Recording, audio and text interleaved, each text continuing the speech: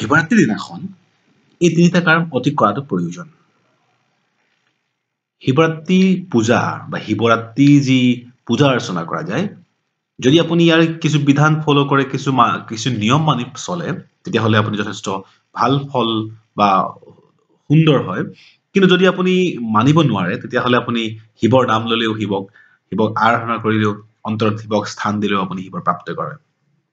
আপোনাৰ জীৱনৰ দুখ, আপোনাৰ জীৱনৰ সমস্যা, আপোনাৰ জীৱনটোক দুৰ্দশাময় কৰি তোলা প্ৰতিটো ক্ষণৰ সমাধান শিৱৰাত্ৰি বা শিৱ পূজাত পোৱা যায়।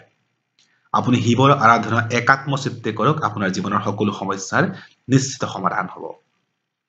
আহক এতিয়া আমি আহোঁ যে শিৱৰাত্ৰিৰ দিনাখন কি কৰাটো অতি প্ৰয়োজন। তিনিটা বিধান, তিনিটা কৰ্ম অতি প্ৰয়োজন। প্ৰথমটো হ'ল উপবাসে থকা। শিৱৰাত্ৰিৰ দিনাখন উপবাসে থাকিব লাগে। সিদিনাখন পানীৰ বাহিৰে অন্য খাদ্য গ্ৰহণ কৰিব নালাগে। দিনটো অন্তত উপবাসে থাকিব লাগে আৰু তাৰ পিছত আপুনি অন্ন গ্ৰহণ কৰিব পাৰে বা পূজাৰ যি খাদ্য, পূজাৰ যি অৰ্পণ, তাক আপুনি গ্ৰহণ কৰিব পাৰে। ইয়াৰ পিছত হ'ল শিৱৰাত্ৰিৰ দিনাখন শুব নালাগে বা আপুনি টোপনি যাব নালাগে। শিৱৰাত্ৰিৰ দিনাখন নিদ্ৰা মগ্ন হৈ পূজা কৰাৰো উচিত নহয়। সিদিনাখন অনিদ্ৰাৰে থকাটো অতি প্ৰয়োজন। আৰু ৩ নম্বৰটো হৈছে পূজা অৰ্চনা কৰাটো। এই তিনিটা কাম শিৱৰাত্ৰিত অতি প্ৰয়োজন।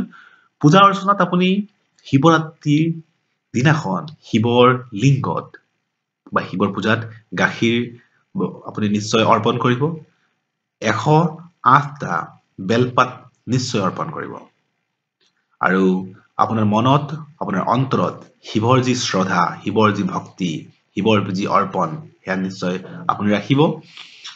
প্ৰতিটো ক্ষণ প্ৰভুৰ ওচৰত নিজক অৰ্পণ কৰিব। আপোনাৰ সমস্যা, আপোনাৰ দুখ সকলো অৰ্পণ হৈ যাব। আৰু নিশ্চয় শিৱৰাত্ৰিৰ দিনাখনৰ পৰা আপোনাৰ জীৱনৰ নতুন দিশ উন্মোচিত হ'ব। গতিকে বন্ধুসকল, শিৱৰাত্ৰিৰ ক্ষণত, শিৱ পূজাৰ ক্ষণত আপুনি নিশ্চয় এই কথাৰ মনত ৰাখিব আৰু আপুনি তাক পালন কৰিব।